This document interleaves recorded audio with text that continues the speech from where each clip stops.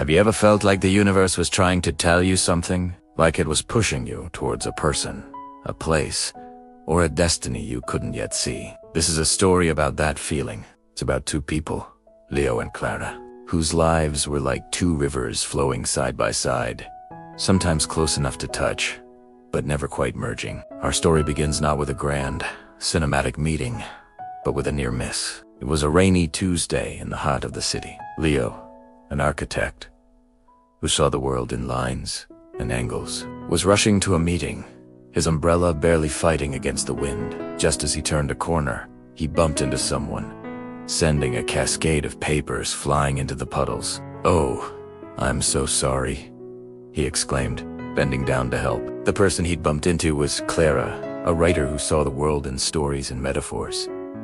She laughed, a sound like wind chimes. "Don't worry," she said.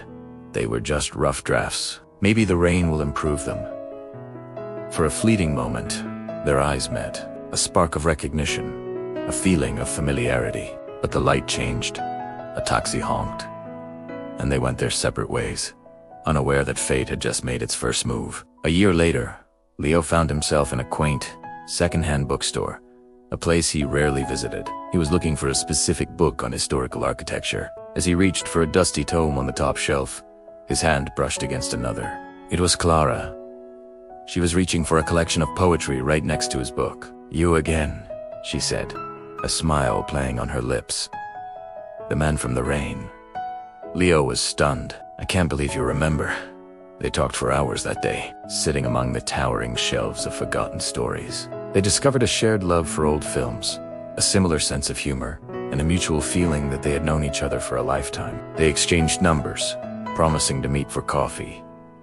But life, as it often does, had other plans. Leo's firm sent him overseas for a major project, a once-in-a-lifetime opportunity. Clara got a book deal that required her to move to a quiet town on the coast to focus on her writing. The coffee date never happened. Their text messages became less frequent, eventually trickling down to nothing but a memory. It seemed their story was destined to be a short one, a brief, unfinished chapter. They both moved on, building new lives, dating other people, but a small part of them always wondered, what if there was a lingering echo of that connection, a question mark at the end of a sentence. 5 years passed. Leo was back in the city, a successful partner at his firm. Clara was a celebrated author, her books touching the hearts of readers worldwide. They had both grown, changed, and experienced love and loss. One evening, Leo decided to attend a gallery opening for a new artist he admired. He walked through the crowded room, appreciating the vibrant canvases, when a particular painting caught his eye. It was a stunning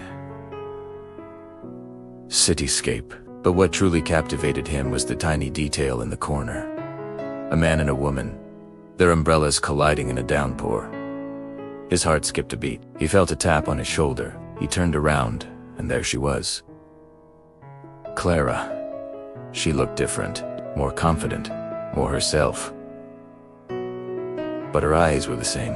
"I was hoping I'd see you here," she said softly. "I painted this from a memory, a very persistent one."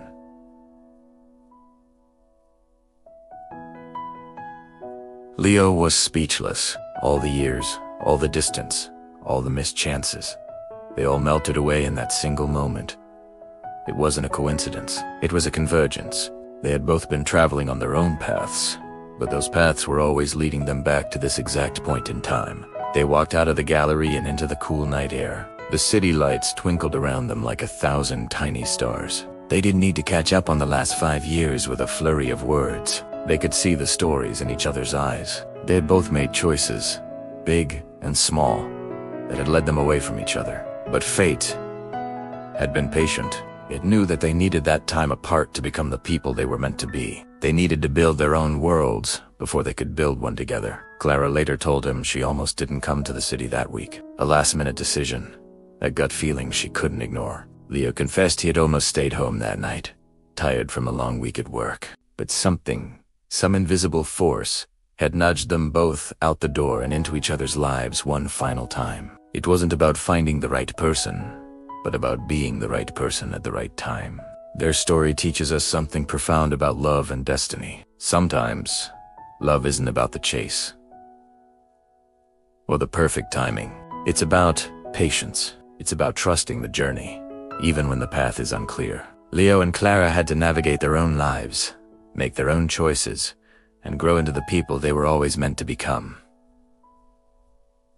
Their love wasn't a whirlwind romance. It was a slow burn, a story written in chapters spread across years. It's a reminder that the best things in life are often worth waiting for, and that sometimes the universe has a better plan than we could ever imagine for ourselves. So if you've ever had a near miss, a what if that haunts you, maybe it's not the end of the story. Maybe it's just a pause. Maybe fate is just waiting for the right moment to press play again. The connection between two souls can be a powerful thing, a thread that can stretch across time and distance, but never truly break.